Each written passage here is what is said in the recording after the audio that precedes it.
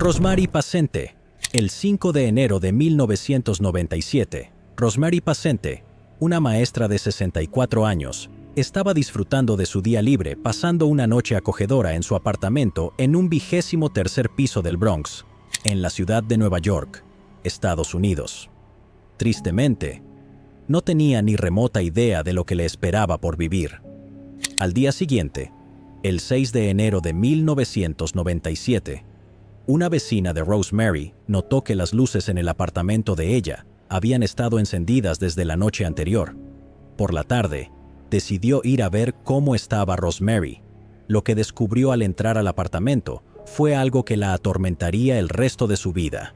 El cuerpo frío y sin vida de Rosemary Pacente yacía en la cocina de su apartamento. Al ver la sangrienta escena, la vecina se desplomó en el suelo llorando antes de llamar como loca a las autoridades. El caso de hoy nos lleva al Bronx, un barrio de la ciudad de Nueva York, tremendamente famoso por albergar el espacio cooperativo más grande de los Estados Unidos, conocido como Co-op City. Además, el Bronx también es hogar del icónico Yankee Stadium, el zoológico del Bronx y los hermosos jardines botánicos de la ciudad de Nueva York. Para aquellos que desean gastar menos en alquiler, pero vivir cerca de otros barrios de alto nivel como Manhattan, el Bronx es el lugar adecuado. Sin embargo, este hermoso vecindario también tiene un lado oscuro. El Bronx está dentro del 14% de los vecindarios más peligrosos de Estados Unidos. La probabilidad de que alguien sea víctima de un crimen violento allí es de 1 en 128, lo que lo convierte en un lugar significativamente peligroso. Este hecho nos remonta a 1997, cuando Nuestra Señora de 64 años fue brutalmente asesinada en su propio apartamento. Rosemary Pacente nació el 28 de julio de 1932. Aunque no se sabe mucho sobre su vida temprana, es seguro que nunca se casó. Durante la mayor parte de su vida, Rosemary fue el tipo de mujer que se ocupaba de sus propios asuntos y generalmente era reservada. En 1972 se mudó a un apartamento en Co-op City. Durante los siguientes 25 años, vivió allí sola y trabajó como maestra. Aunque llevaba una vida bastante monótona, a menudo salía para pasar tiempo con algunos de los vecinos con los que había entablado amistad en el edificio. El domingo 5 de enero de 1997 fue un día bastante frío en el barrio, y Rosemary decidió quedarse en casa. La noche pasó, y el lunes por la mañana, 6 de enero de 1997, Rosemary nunca se presentó en la escuela donde trabajaba. Su teléfono sonó varias veces, interrumpiendo el silencio absoluto en su apartamento, pero no hubo respuesta. Una de las vecinas de Rosemary notó algo extraño. Las luces en el apartamento de ella habían estado encendidas toda la noche. Sin embargo, no le dio mucha importancia en ese momento. Sin embargo, cuando intentó llamar a su amiga y no obtuvo respuesta durante todo el día, se preocupó muchísimo. Entonces, por la tarde, a las 6:15 de la tarde, la vecina decidió ir a ver cómo estaba Rosemary y se dirigió a su apartamento. Desde el momento en que llegó a la puerta del apartamento, tuvo una sensación inquietante, como premonitoria. La puerta del apartamento estaba ligeramente abierta. Así pues, entró lentamente, dando pequeños pasos, temerosa de lo que podría encontrar. Y sí, los peores temores de la vecina se hicieron realidad tan pronto como entró en la cocina y descubrió el cuerpo de Rosemary en un charco de sangre. Gritó despavorida al ver la escena espantosa y trató de recomponerse. De inmediato, informó a las autoridades como loca, y pronto el detective George Wood y el sargento Curtis Oates del Departamento de Policía de Nueva York llegaron para inspeccionar la escena del crimen. El cuerpo de Rosemary estaba casi completamente cubierto de sangre. Estaba boca abajo con un cuchillo de 9 pulgadas todavía clavado en su espalda. Al observar las múltiples heridas de arma blanca en el cuerpo de la víctima, los detectives pudieron deducir que había sufrido una muerte extremadamente dolorosa. En palabras de uno de ellos, noté tal vez 20 o 25 puñaladas en la espalda y en el área del cuello, además de 1 o 2 en la cabeza, Parecía que había estado involucrada en una lucha con alguien. También observé algunas heridas defensivas en su mano derecha, así que luchó como pudo con el perpetrador. Los detectives también notaron que la garganta de Rosemary había sido cortada, y los moretones defensivos sugerían que había peleado contra su atacante. Fuera del apartamento, en el vestíbulo, había más evidencia que apoyaba su teoría. Los detectives encontraron manchas de sangre esparcidas por la pared junto al ascensor. Sin embargo, no había rastros de sangre dentro de dicho ascensor. Esto llevó a los detectives a buscar en la escalera del edificio y en el 10º piso. Y a través de un tramo de escaleras, encontraron otro rastro de sangre. Los investigadores creían ahora que, en algún momento durante la lucha, Rosemary había logrado herir a su atacante. Estaban seguros de que la sangre encontrada esparcida por la pared del ascensor y en la escalera 13, pisos abajo del apartamento de Rosemary, pertenecía a la persona que la mató. Esto dio a los detectives una idea de cómo el asesino de la mujer podría haber escapado del edificio. Primero, pensaron que había tomado el ascensor y presionado el botón con sus manos cubiertas de sangre, dejando un rastro en la pared. Pero tal vez el ascensor estaba tardando demasiado y pensó que, dado su aspecto desordenado, alguien en el ascensor podría sospechar. Entonces pensó que lo mejor sería tomar las escaleras si querían salir del edificio sin ser notado. Y eso fue lo que hizo. Si bien las manchas de sangre eran una pieza de evidencia fuerte en el caso, no les daba a los detectives una idea de quién podría ser el asesino. Se obtuvieron y preservaron muestras para futuras pruebas y usos. Más tarde, una autopsia confirmó que Rosemary había sido apuñalada un total de 39 veces, de las cuales 8 heridas estaban en su espalda. El cuchillo encontrado clavado en la espalda de Rosemary pertenecía a un juego de su propia cocina, lo que hizo que los detectives creyeran que el asesinato de Rosemary probablemente no fue premeditado. Llegaron a la teoría de que cuando el atacante entró al apartamento de Rosemary, inicialmente no tenía intenciones de matarla, pero cuando se produjo una lucha, lo hizo de todos modos, y dado que faltaban algunos artículos en el apartamento, parecía que el robo era el motivo detrás del trágico incidente. Unos días después del asesinato, se celebró un funeral para Rosemary en el cementerio Granby, en el condado de Hartford, Connecticut, Estados Unidos.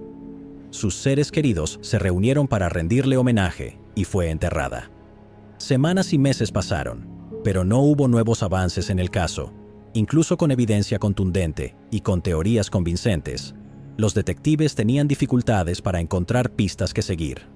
Pronto, el departamento de policía desvió su atención a una nueva serie de asesinatos en Nueva York y el caso de Rosemary se enfrió. Más de 2 años después, en mayo de 1999, el detective Kevin Lawler del NYPD fue asignado al escuadrón de casos sin resolver y se le entregó el caso de Rosemary. Al revisar el archivo del caso de Rosemary, tuvo una idea de cómo iba a proceder con el caso.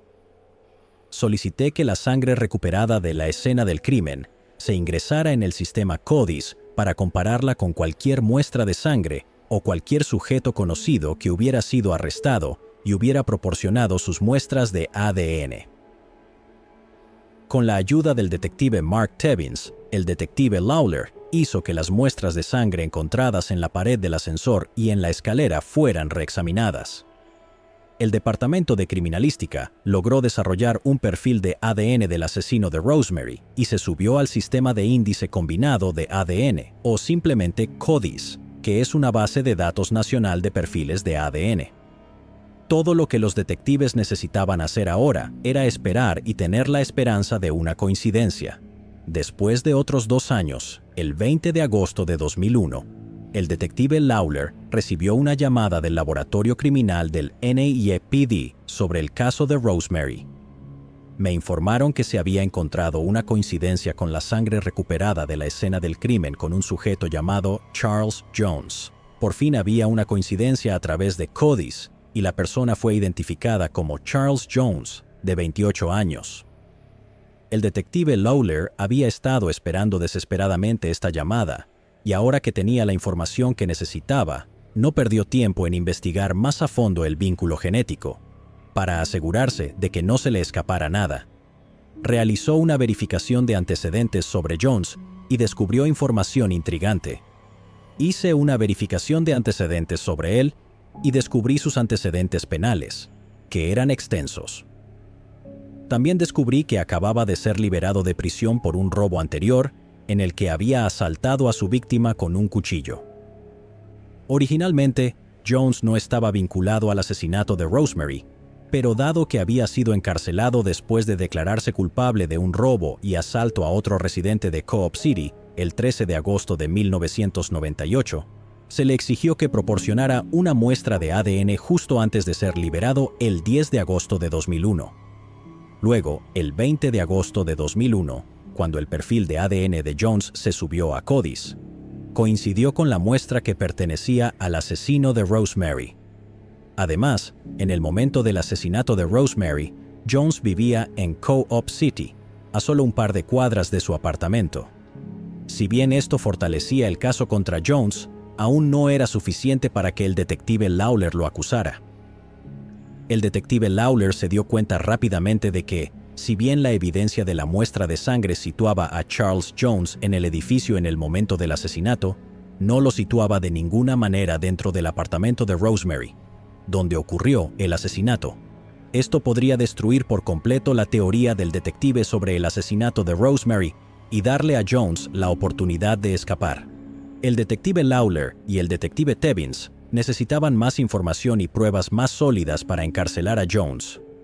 Mi teoría era que la persona involucrada en este homicidio entró al edificio con la intención de robar a alguien, buscando la oportunidad de irrumpir en el apartamento de alguien. Había bastante distancia entre esa sangre y la escena del crimen, así que tenías que establecer cómo llegó su sangre al pasillo del 5º piso. Decidieron dirigirse a la casa de Jones y hablar con él. Intentamos localizar a este individuo a través de su oficial de libertad condicional y descubrimos que tenía una orden de arresto. Y entonces nuestro plan de acción en ese momento fue intentar detenerlo y hablar con él. Fuimos a su apartamento. Me informaron que no estaba en casa y que no sabían dónde estaba. La familia estaba protegiéndolo, solo por el hecho de que yo era un oficial de policía. Cuando los detectives llegaron al hogar de Jones, les dijeron que él no estaba en casa en ese momento y que debían volver más tarde. Como aún no tenían pruebas sólidas contra Jones, debían ser extremadamente cuidadosos con el caso, ya que incluso un pequeño error podría hacer que todo su progreso se perdiera. No querían que nadie en la familia de Jones se enterara del motivo de su visita, lo que podría alertarlo y darle otra oportunidad para escapar. Así que dejaron un mensaje para Jones diciendo que tenía una violación de tráfico pendiente y que solo querían hablar con él para aclararla. Los detectives tuvieron que irse de la casa de Jones sin verlo, pero no sin antes preparar una trampa para él. Un par de días después, Jones mordió el anzuelo y se presentó en la comisaría para hablar sobre su violación de tráfico. Los siguientes pasos iban a ser muy cruciales, ya que Jones pronto se daría cuenta del verdadero motivo por el que fue llamado. Los detectives querían crear un ambiente cómodo para Jones antes de confrontarlo. Le hicimos pensar que estaba siendo arrestado por una orden pendiente por una violación de tráfico. Lo llevamos a la comisaría y al principio lo sentamos en nuestra oficina. Le dimos almuerzo, le trajimos una soda, lo relajamos, nos hicimos amiguitos con él, por así decirlo. Después de 30 minutos de ser amables con Jones, los detectives comenzaron el interrogatorio. Cuando le pregunté si alguna vez había estado en el lugar, me dijo que nunca había estado en el edificio, que no tenía necesidad de estar en ese edificio. Así que, con eso, sabía que me estaba mintiendo. Aunque Jones parecía nervioso, todavía no se quebraba, así que los detectives lanzaron algunos hechos para sacudir su confianza.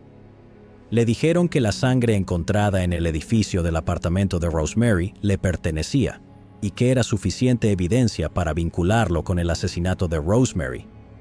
Me mira y dice, bueno, solía entregar comestibles y una vez, cuando estaba entregando comestibles, me corté la mano con uno de los carritos de compras y tal vez esa vez fue cuando mi sangre quedó en el edificio. Luego le dije, bueno, ¿por qué es que tu sangre se encontró en el edificio al mismo tiempo que esta mujer fue asesinada en el edificio? ¿Puedes explicarme eso? Se echó hacia atrás, me miró, bajó la cabeza y permaneció en silencio durante un buen rato. Al escuchar esta información, Jones cambió su historia. El proceso aún no parecía estar funcionando. El detective Lawler tuvo que hacer algo más para quebrar a Jones y obtener una confesión clara de él. Se acercó a su escritorio, tomó un sobre, sacó un montón de fotos y las colocó sobre la mesa frente a Jones. Las fotos mostraban el cuerpo de Rosemary yaciendo frío e inerte en el suelo de su cocina. El detective Lawler pensó que esto podría llevar a Jones a admitir su culpabilidad, pero se equivocó. No miró las fotos de inmediato. Simplemente mantenía la cabeza baja, mirando al suelo. Posteriormente, levantó la vista y comenzó a mirar las fotos que le estaba mostrando de la víctima, que no eran agradables. Luego le dije, bueno, ¿sabes qué? Te voy a acusar de este homicidio. No me dio ninguna respuesta. El interrogatorio continuó durante otras 8 horas y solo terminó cuando Jones por fin cedió. Decidió confesar el asesinato y llegó a un acuerdo para su declaración de culpabilidad, pidiendo 8 años de prisión. Se recostó, comenzó a mirar las fotos de nuevo y dijo, bueno, tienes que garantizarme que puedo obtener 8 años. Jones quería decir que solo cumpliría 8 años de prisión a cambio de una confesión completa del asesinato. Le dije que no podía garantizar que obtendría 8 años. Le dije, hablaré con el fiscal del distrito. Cualquier cosa que tú y tu abogado acuerden con la oficina del fiscal del distrito está fuera de mis manos. Con eso, el señor Jones decidió contarme toda la historia. Para entonces, Jones había comprendido que no había salida de este lío. De una u otra manera, tendría que ceder y pagar por sus acciones. Afortunadamente, Jones eligió sabiamente. En lugar de impugnar las acusaciones en su contra, le dio al detective Lawler una confesión completa, esperando que eso le ayudara durante su sentencia. Abrió la puerta de su lado, me vio y se asustó. Estoy tratando de decirle que estoy entregando sus comestibles. Ella agarró un cuchillo y yo la apuñalé tratando de quitárselo. Según Jones, todo el incidente fue un simple malentendido. Insistía en que Rosemary lo atacó primero y que solo actuó en defensa propia. Básicamente, estaba cazando al azar. Esta fue una víctima de oportunidad. Cuando la señora Pacente confrontó al señor Jones, parece que fue a su cajón de la cocina y sacó un cuchillo para defenderse de esta persona desconocida que acababa de entrar en su apartamento. Se produjo una lucha en la que el señor Jones le quitó el cuchillo a la señora Pacente y la apuñaló repetidamente en su cuerpo, también cortándole la garganta. Después de eso, el señor Jones dijo que simplemente dejó el apartamento llevándose algunos objetos. Eso fue todo. Sin embargo, algo en esta confesión no convencía a los detectives. En el momento del asesinato, Jones tenía 23 años, medía casi 1,83 metros, era un hombre alto y bien constituido. Defenderse de una anciana de 1,54 m parecía una historia inventada. Aunque parecía que no se trataba de un asesinato premeditado, los detectives no estaban completamente convencidos de que Jones actuara en defensa propia. Charles Jones fue arrestado el viernes 24 de agosto de 2001 y acusado de robo y del asesinato de Rosemary Pacente. Se le informó a Jones que, si impugnaba las acusaciones en su contra en el tribunal y perdía, terminaría en un largo juicio por asesinato con una posible pena de muerte como resultado. En la mañana del 11 de enero de 2002, en el Tribunal del Condado del Bronx, Jones se declaró culpable de homicidio en primer grado y se le impuso una sentencia de 19 años de prisión.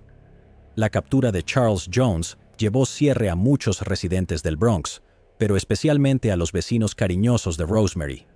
Aunque su amiga había fallecido hacía tiempo, nunca sería olvidada. Resolver el caso de Rosemary llevó un enorme alivio a su familia y amigos.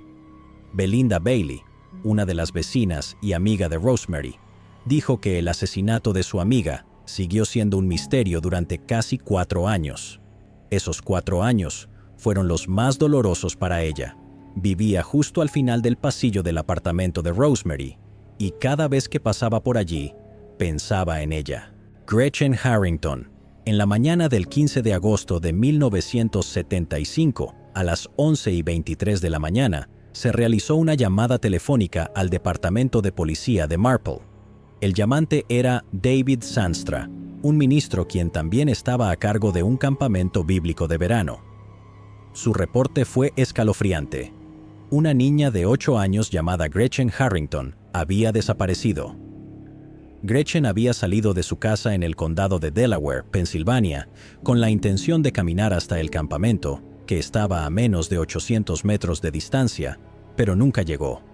Se inició de inmediato una búsqueda frenética de Gretchen, pero no arrojó resultados. 2 meses después, el 14 de octubre de 1975, se encontraron los restos esqueléticos de Gretchen en el cercano Parque Estatal Ridley Creek. A pesar de esta impactante revelación, el crimen quedó sin resolver, dejando a la comunidad desconcertada y ansiosa. El caso de hoy nos lleva al municipio de Marple, ubicado en el condado de Delaware, Pensilvania, Estados Unidos. Según datos de 2015, tenía una población de más de 23,000 personas. El municipio de Marple alberga varias atracciones interesantes, incluyendo los campos de Broomall y los jardines Marple. Marple es un lugar relativamente seguro para vivir, con una tasa de criminalidad inferior al promedio nacional. Su índice de criminalidad de 0,17 lo convierte en uno de los pueblos más seguros de Pensilvania. Fue aquí donde comenzó la historia de Gretchen Harrington. El 13 de junio de 1967, Gretchen Eleanor Harrington nació de Harold Boyd Harrington y Anna Harrington. En ese momento, su padre Harold trabajaba como ministro en una iglesia presbiteriana. Crecía aquí y ella vivía al final de la colina, la iglesia. Su padre era pastor allí. Jacqueline Morgan tiene recuerdos inquietantes de un caso que conmocionó al condado de Delaware durante 48 años. Otros también recordaron inmediatamente el agosto de 1975 y la desaparición de Gretchen Harrington, de 8 años. Cientos de personas la buscaron poco después de que desapareciera de su casa en Lawrence Road. ¿Recuerdas si fue un momento aterrador en el que la gente simplemente... Sí, la gente definitivamente tenía miedo de dejar salir a sus hijos. Además de sus padres, Gretchen tenía 2 hermanas mayores llamadas Zoe y Harriet. La familia de Gretchen la describía como una persona que irradiaba bondad y tenía una naturaleza dulce y gentil. En 1975, a los 8 años, Gretchen asistía al 2º grado de la escuela cristiana del condado de Delaware, en Newtown Square. Parecía que todo iba bien para Gretchen y su familia hasta que un trágico evento interrumpió sus vidas. En la mañana del 15 de agosto de 1975, Gretchen salió de casa para asistir a un programa de campamento bíblico de verano. Este campamento tenía 2 ubicaciones. La primera era la capilla de la iglesia Trinity Christian Reformed, donde un hombre llamado David Sandstra era pastor. La segunda ubicación era la iglesia presbiteriana reformada, donde el padre de Gretchen, Harold, era el pastor. Las actividades del campamento bíblico tenían lugar por la mañana en la primera iglesia, y luego David transportaba a los niños a la segunda iglesia.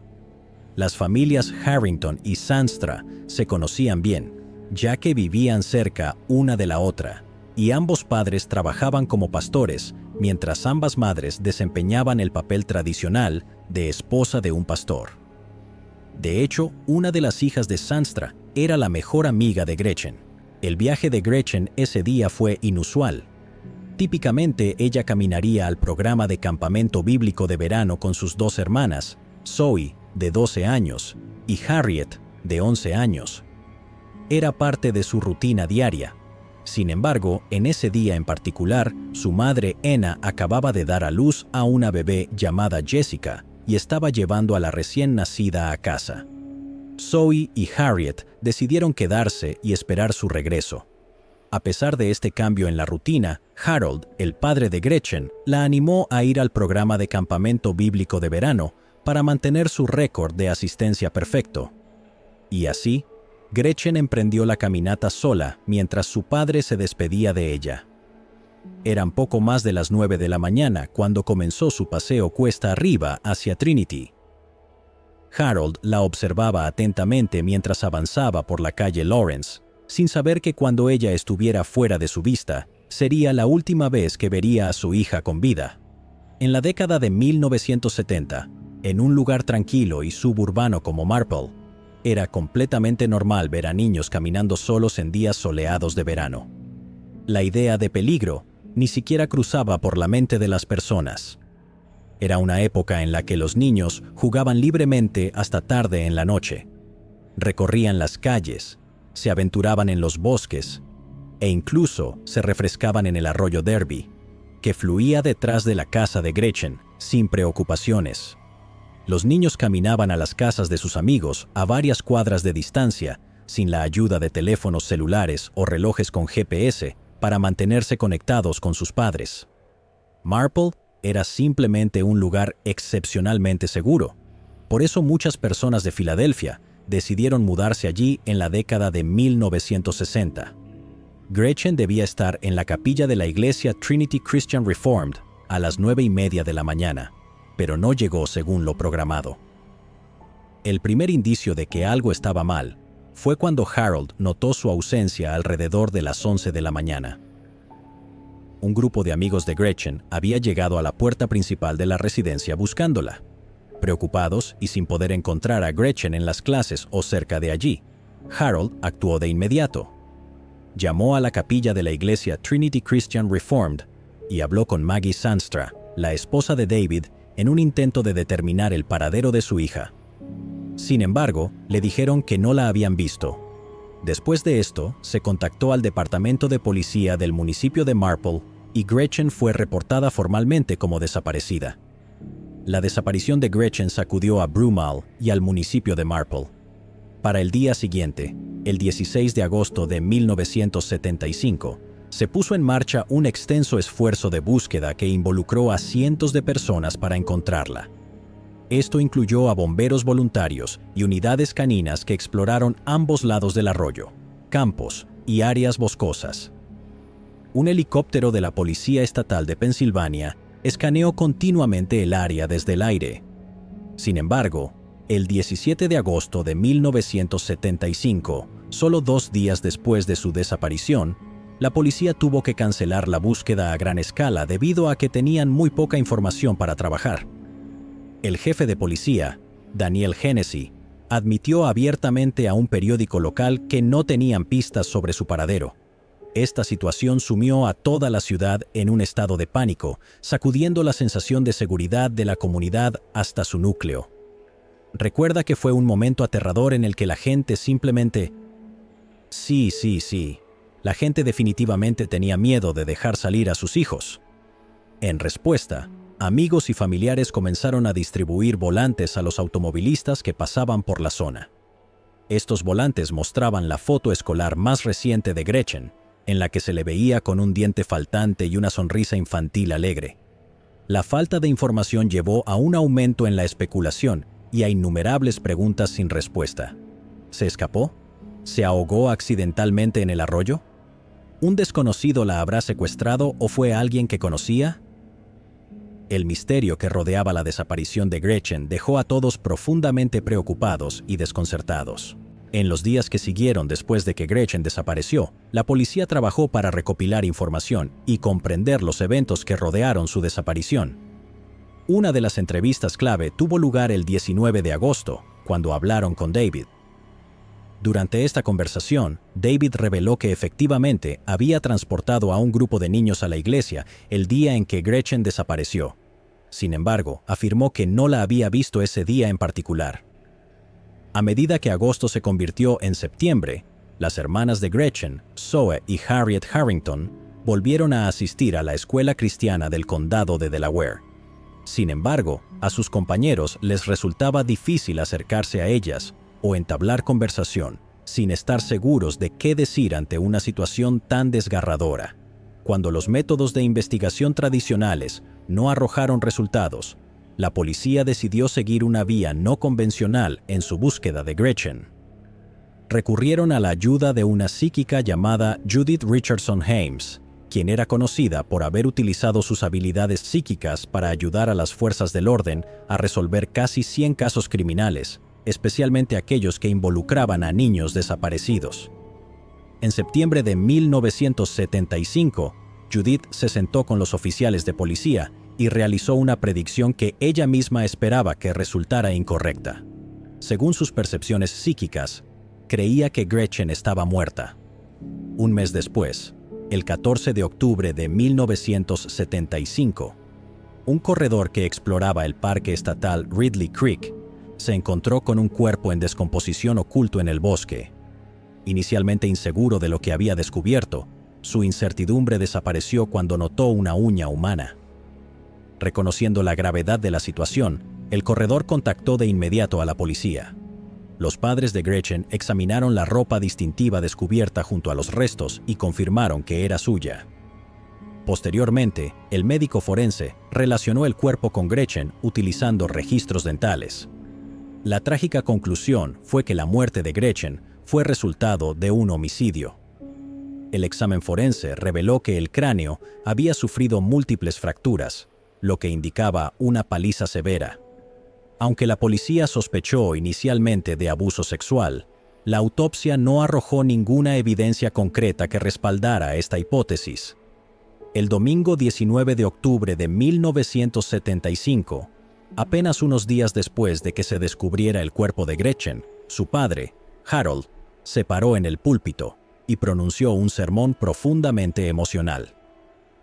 En su conmovedor discurso, habló de la fe de Gretchen en Cristo y señaló que ahora estaba libre del mundo, pero que su asesino seguía atado por sus terribles acciones. El funeral de Gretchen fue un evento sombrío y David ofició el servicio para la niña de 8 años. Después de la ceremonia, fue enterrada en el cementerio de Meridian Line, ubicado en Johannesburg, Michigan, Estados Unidos. Mientras tanto, el descubrimiento del cuerpo de Gretchen en el bosque avivó un renovado fervor por la investigación. Testigos comenzaron a presentarse compartiendo relatos de varias personas que habían visto cerca del lugar donde encontraron el cuerpo de Gretchen. Estos informes de testigos proporcionaron descripciones de hombres que habían estado en el área. Como resultado, la policía recibió una avalancha de pistas de la comunidad. Algunas parecían más prometedoras, mientras que otras resultaron ser irrelevantes o poco útiles en la búsqueda de la justicia.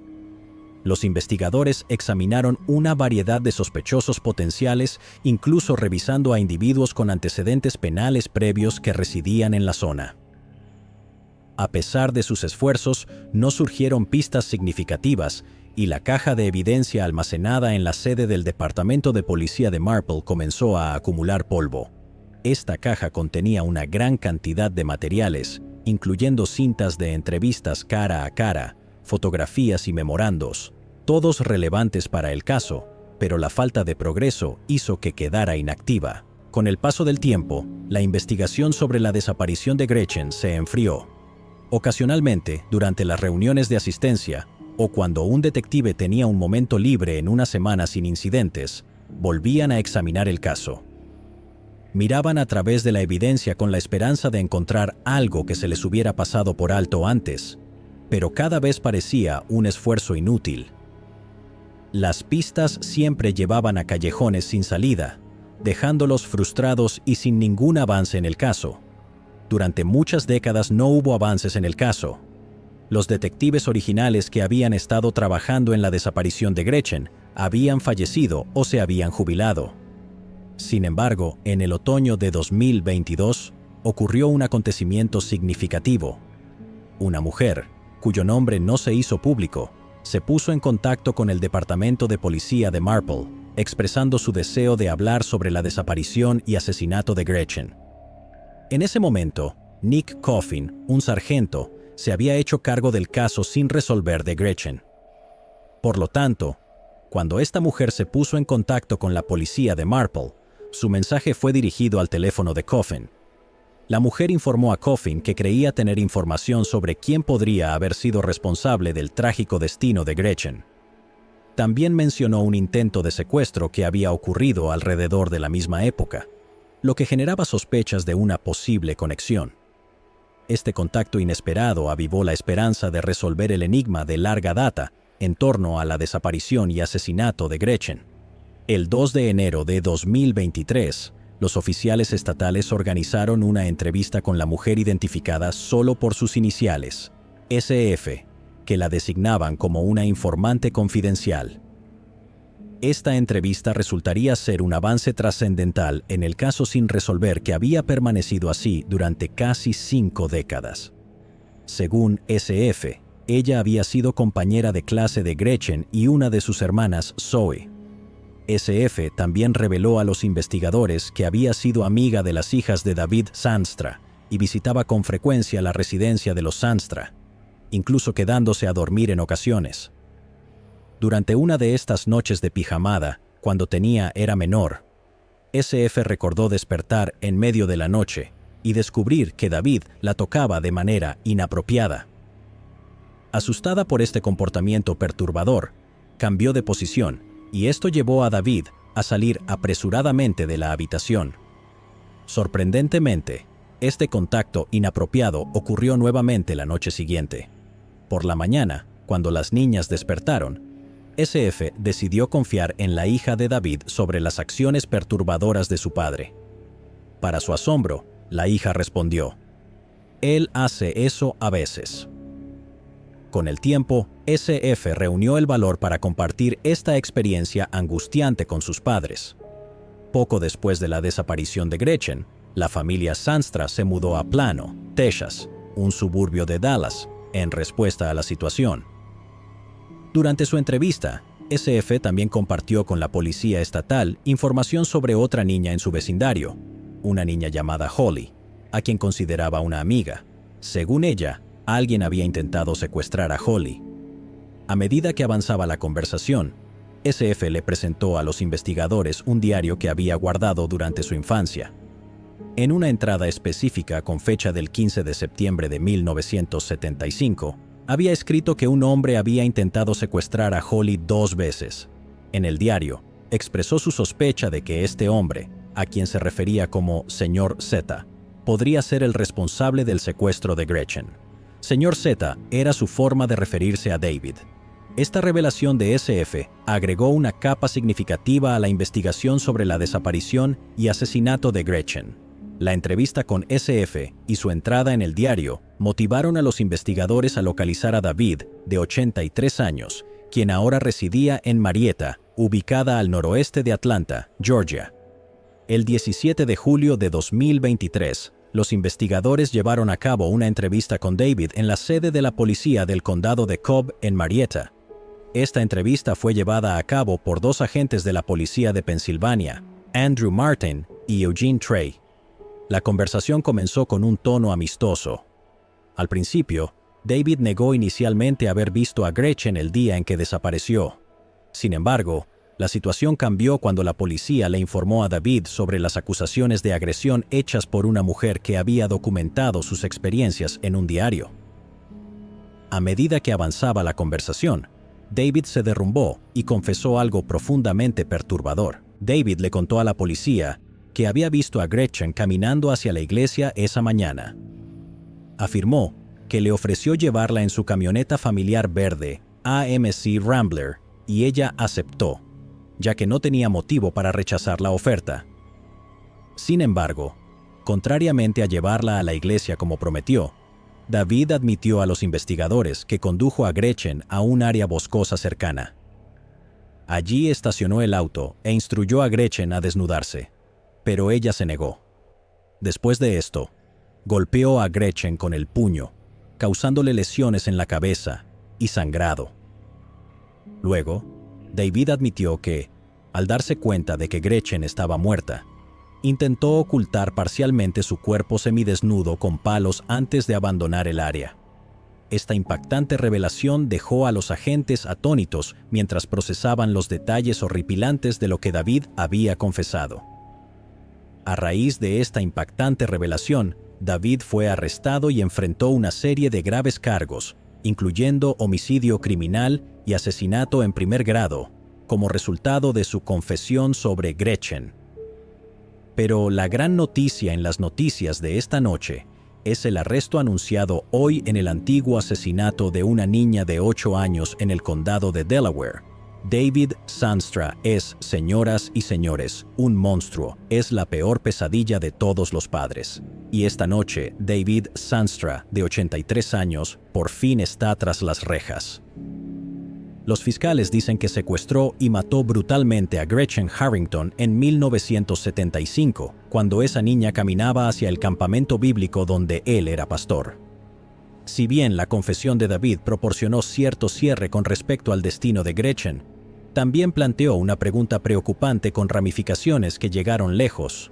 ¿Podría este hombre, que había admitido abiertamente matar a una niña y dañar a otras, tener víctimas adicionales? Antes de mudarse a Marple, David había sido pastor en una iglesia ahora cerrada en Flanders, Nueva Jersey, durante varios años. Durante su tiempo en Trinity, él había sido un defensor enérgico en contra de la inclusión de educación sobre sexualidad en el currículo del distrito escolar local. Menos de un año después del descubrimiento de los restos de Gretchen, trasladó a su familia a una iglesia en Plano, Texas, justo afuera de Dallas, donde lideró la congregación durante 7 años. Después de esto, el viaje pastoral de David lo llevó a la iglesia de la Comunidad de Fe Viva en San Diego. Su última asignación pastoral fue en Fairfield, California, de donde se retiró en 2005 a los 65 años. Las autoridades eran conscientes de que este largo periodo de liderazgo le proporcionaba una considerable influencia y acceso a jóvenes vulnerables, lo que planteaba preguntas sobre la posible extensión de sus acciones durante estos años. La comunidad de Marple por fin había obtenido algunas de las respuestas que buscó durante décadas, pero el impactante giro de los acontecimientos no llevó paz a muchos residentes. Había sido mucho más reconfortante creer que un forastero, un criminal perturbado, había cometido este acto atroz. Una persona que entró al azar en el pueblo, secuestró a una niña y luego desapareció tan rápidamente como llegó. Sin embargo, el perpetrador no era un forastero, sino un respetado miembro de su propia comunidad. Era un líder religioso, un hombre con esposa e hijas pequeñas. Esto hizo añicos aún más el sentido de seguridad dentro de la comunidad. Después de todo esto, la familia de Gretchen emitió un comunicado en el que expresaron su gratitud a los funcionarios encargados de hacer cumplir la ley por su dedicación continua al caso. También expresaron su esperanza de que el individuo responsable del trágico asesinato de Gretchen rinda cuentas. Después del arresto de David, su equipo legal inicialmente impugnó un proceso de extradición. Sin embargo, los fiscales, encabezados por el fiscal de distrito del condado de Delaware, Jack Stolzheimer, buscaron la ayuda de la oficina del gobernador Josh Shapiro para facilitar el regreso del perpetrador confeso a Pensilvania. Actualmente, David está siendo investigado por posibles casos de abuso más allá de este caso. Además, los investigadores tomaron una muestra de ADN de David, lo que podría resultar valioso en un contexto más amplio para ayudar en la investigación de otras personas desaparecidas, así como en casos de agresión y asesinato en todo el país. Chad Choice. En la tranquila noche de otoño del 31 de octubre de 1991 en Tyler, Texas, mientras la temporada de otoño se instalaba, el reloj marcaba las 2 de la madrugada. El pacífico vecindario estaba sumido en el sueño, excepto por una pequeña casa en la esquina que desconocía que estaba a punto de convertirse en una escena de horror. Chad Choice, de 8 años, yacía en su cama perdido en sueños cuando un intruso invadió silenciosamente la casa, secuestrándolo hacia la oscuridad de la noche. Inicialmente considerado como un caso de fuga debido a la falta de evidencia, el caso se convirtió en una pesadilla para los investigadores una vez que pasaron las cruciales 48 horas sin ningún rastro de Chad. La ciudad de Tyler, nombrada así en honor al 10º presidente de los Estados Unidos, John Tyler, Es la más grande del noreste de Texas y a menudo se le llama la capital de las rosas o la ciudad de las rosas.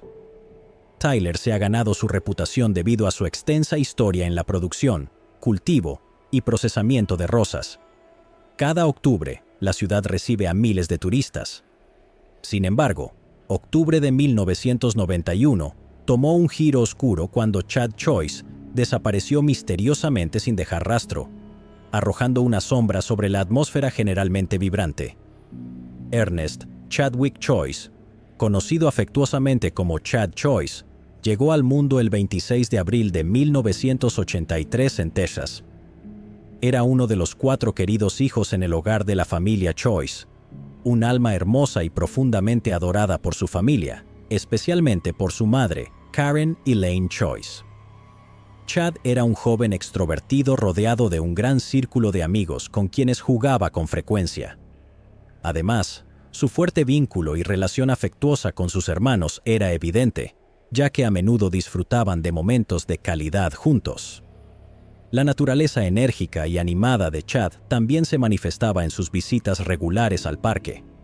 Chad tenía una hermana mayor llamada Angela Choice, quien recuerda con cariño que su hermanito tenía pasión por andar en bicicleta, trepar árboles y practicar deportes. No se han hecho públicos detalles sobre los otros hermanos.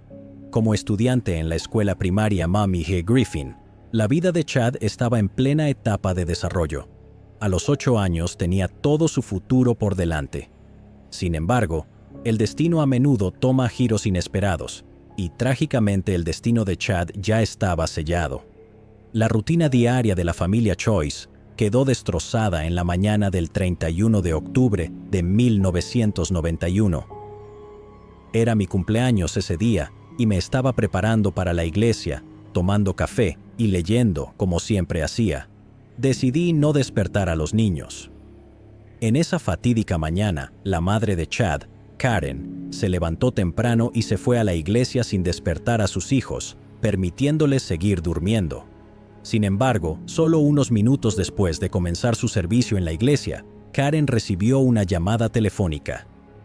Era mi hija y me preguntó si Chad estaba conmigo. Respondí que no, que lo dejé en casa.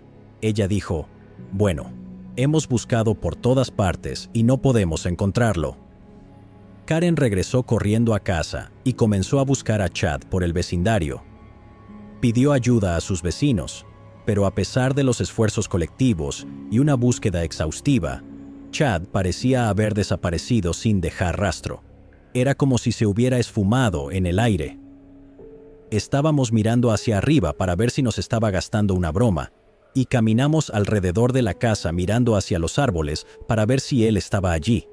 Pero al mismo tiempo, había algo que simplemente seguía pensando. Simplemente tenía esta sensación de que algo andaba mal. Ahora era el turno de la policía de investigar el asunto. Karen llamó al 911 hacia la estación de policía de Tyler, donde el sargento Bill respondió y llegó a su casa poco después de la llamada. Durante su inspección inicial, buscó señales de allanamiento, pero no hubo indicios de entrada forzada. Además, no había señales de lucha dentro de la casa. Lo primero que notó es que no había signos de entrada forzada a la puerta. Basado en la investigación inicial, el sargento comenzó a considerar la posibilidad de que Chad pudiera haber huido de casa. No vimos nada como una entrada forzada, ninguna pista de sangre, ninguna señal de saqueo, cosas que serían indicativas de una escena del crimen. Sin embargo, Karen creía firmemente que su hijo había sido secuestrado, y a medida que el sol se ocultaba y el día se convertía en una noche fría, su tensión se convirtió en miedo. El miedo comenzó a instalarse y te preguntas qué está pasando, con quién está, porque sabía que ya estaba oscuro y que él estaba listo para volver a casa. Añadiendo a su miedo, las cruciales 48 horas habían pasado sin ninguna señal de él. No siempre es así en todos los casos, pero si no estás en camino de resolver algo en 48 horas, será difícil de resolver. Más tarde, durante la entrevista, la hermana mayor de Chad, Angela Choice, proporcionó una pieza crucial de información al detective. Sus llaves de la casa habían desaparecido el día anterior, y recordaba claramente haberlas dejado junto a la puerta trasera de su residencia.